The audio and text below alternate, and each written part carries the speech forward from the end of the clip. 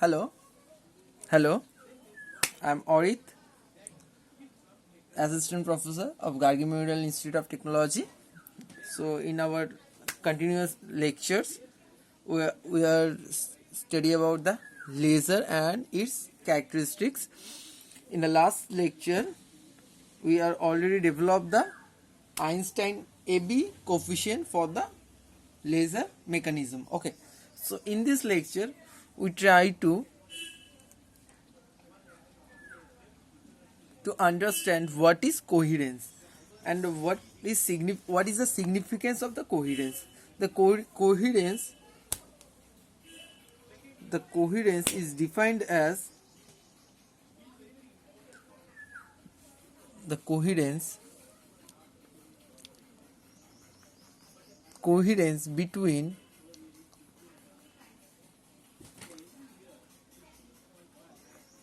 two source of light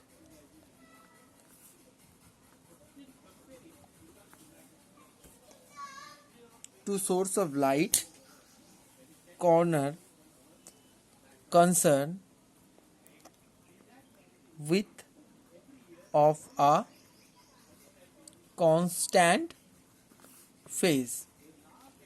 What is defined by that? Suppose this is to mirror. Okay, suppose this is a to mirror. When you put some light from a certain angle, okay, after when the light is reflected from the surface is going to a parallel straight from this point, again it is return to the same path. So that means this light is reflected from this surface and this surface in a continuous manner, and such type of phenomena is occurs in this system. Let we are explain the what is coherence length and the what is coherence time. Coherence length and coherence time. Okay. So the average time interval, the average time interval for which the field remains sinusoidal is known as coherence time. Is it clear for everyone? That means what is say in here? The average time,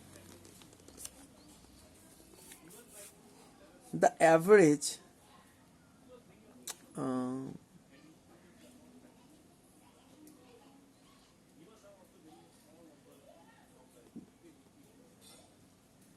actually before we discuss there is a let us explain. So, okay, we have started. What is coherence length and what is coherence time? We know that when an excited atom returns to its initial state, it emits a pulse of light of a short time duration of in a order of 10 to the power minus 10 second. Okay, when the excited atom is returned to its lowest energy state, this atom release a energy, the light wave or a photon, in between the time interval of 10 to the power minus 10 second. Okay, for this time interval the field remain sinusoidal. In this time interval, in between this time interval, this releasing wave is remains sinusoidal. Is it clear? It remains sinusoidal. That means the average time for the field remains sinusoidal is known as coherence time.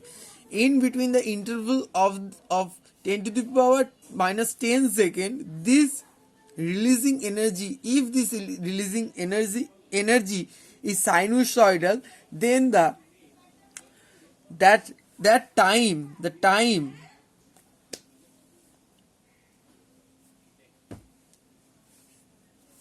suppose there is some distance. Okay, average, why we I called average time, that because suppose is a specific some distance for the traveling from this point to this point, because the stability of this atom in the highest energy state, it is 10 to the power minus 10 second. Okay, it's maximally stay in the higher energy state in a 10 to the power minus 10 second.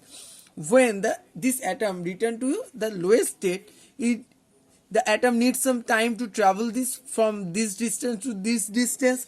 For the different section of the atom transition, the distance between the lowest energy state and the highest energy state is different, so that means the traveling time is different. So when we define the coherence time, we need a average time.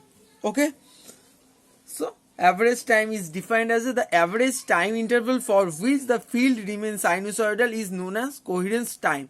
And what is coherence length? The distance from which the field remains sinusoidal. And also for the traveling such distance, in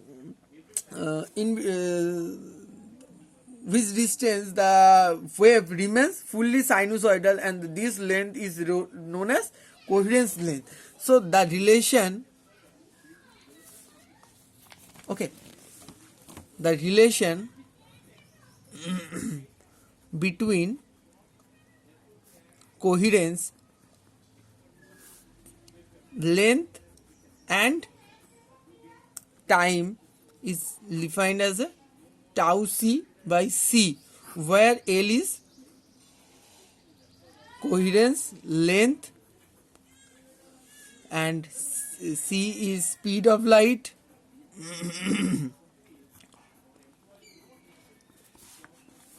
Tau c is coherence time. Okay, I have already drawn a diagram in the upper section. Suppose there is a two wall. This wave is continuously reflected from this two wall and going to another wall and again return to the another one. The continuously this wave remains sinusoidal. That means the first, suppose in a starting this wave going to this direction and reflect by this surface and again return to this surface, again reflect by this surface and again continuously it is move through between these two wall with a sinusoidal mode. So the length between these two wall, let this length between two wall is L, then L is equal to tau c.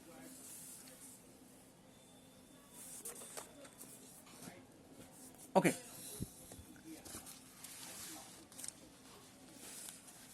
so again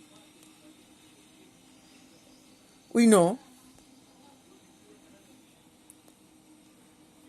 tau c is the average time, tau c of the average time of the atom jump from one state to another state or reflect from one wall to another wall. We define these two wall as a two different energy state. Okay, we define this and so that means when the electron jump from one state to another state is moving to a sinusoidal mode. Is it clear for everyone? When the electron jump from one state to another state, it is moving to a sinusoidal mode. So this is the average time of the or known as coherence time of the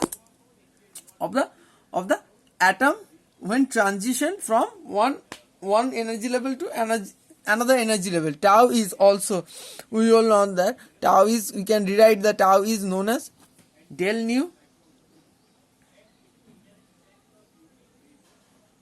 where for the coherence time del nu is the frequency range.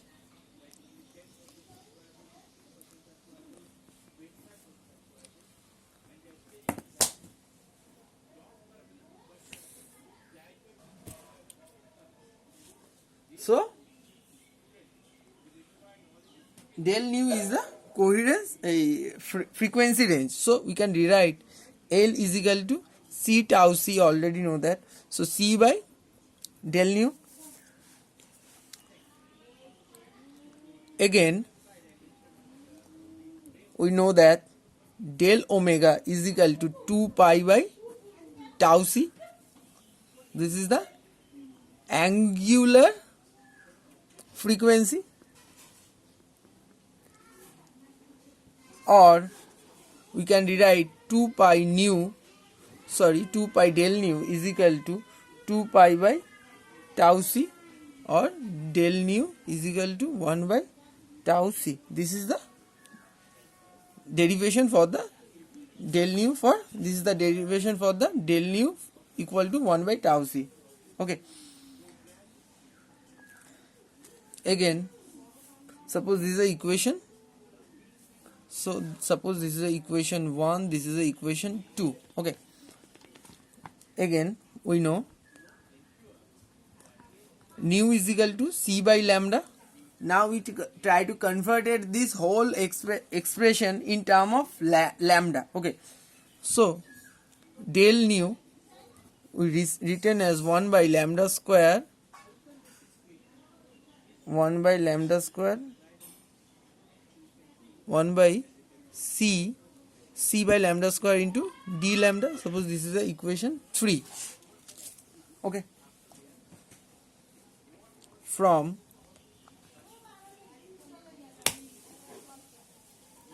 equation 2 and 3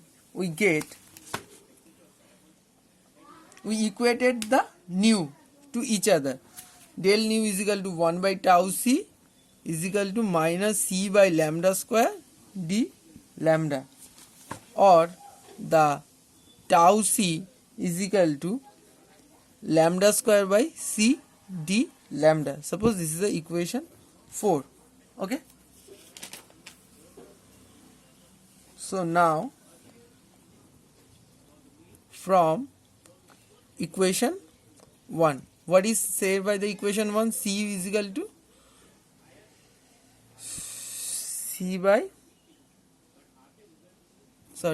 c into tau c. L is defined as c into tau c.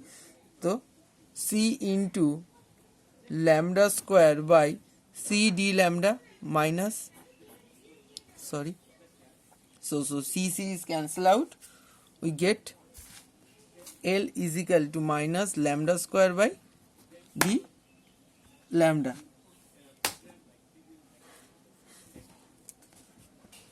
Okay.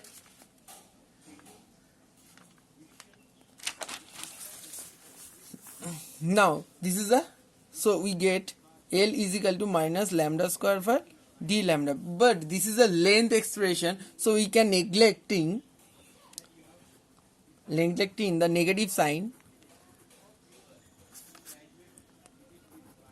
because length never be become in a negative order. So we get L is equal to lambda square by d lambda, or d lambda is equal to lambda square by L. For the we can rewrite that del lambda almost equal to lambda square by L. So this is the expression of the length del lambda, and del lambda is known as line width. What is line width? The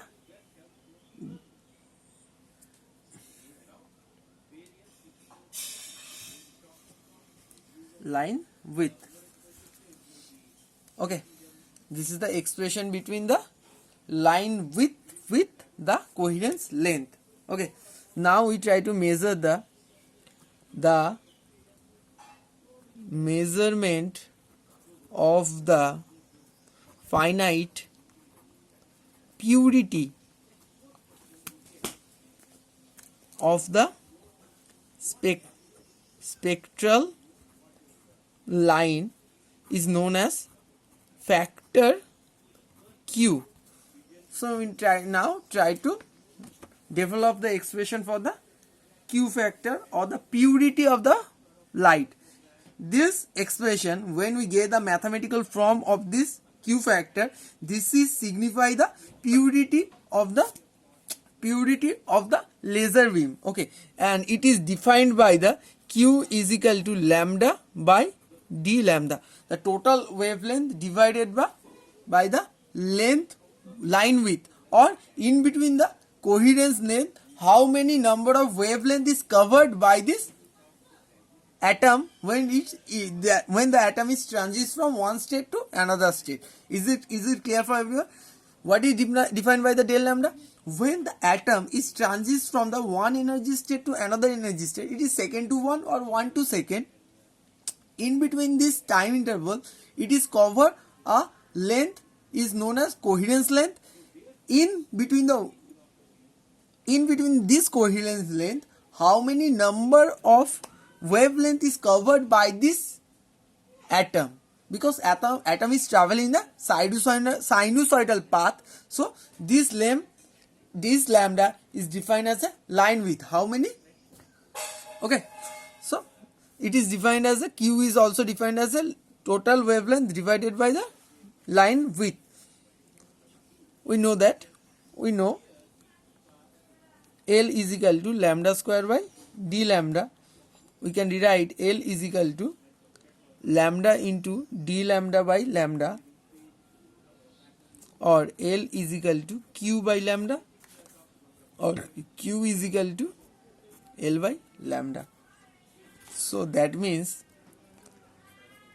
purity factor or q factor is defined by the coherence length by wavelength of the transition. Okay, so in this case we are studying about the one type of coherence. This is known as this coherence. We are developed this coherence. This coherence is known as temporal coherence. Temporal or time coherence. And another type of coherence is known as spatial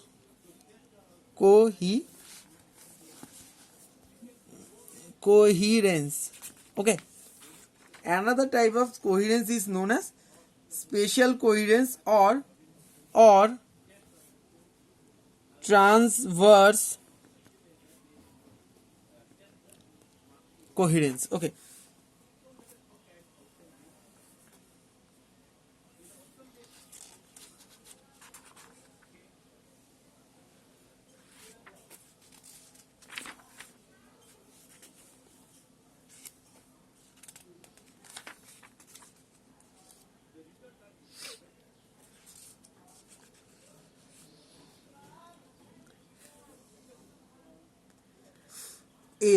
what is spatial coherence or a transverse coherence, or another name is called lateral coherence or LATERAL, lateral coherence. Okay, so what is that? We just know about the what is spatial coherence.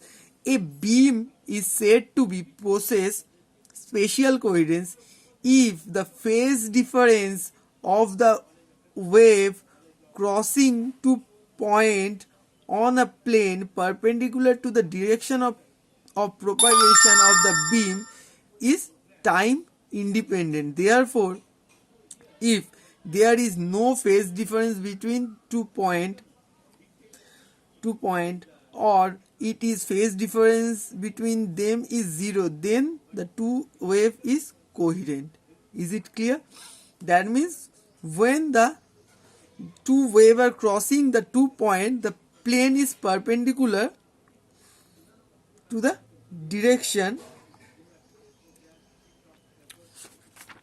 The plane is perpendicular to the direction of the propagation of the beam is time independent. That means when a two wave is traveling in a same direction, suppose there is a two wave,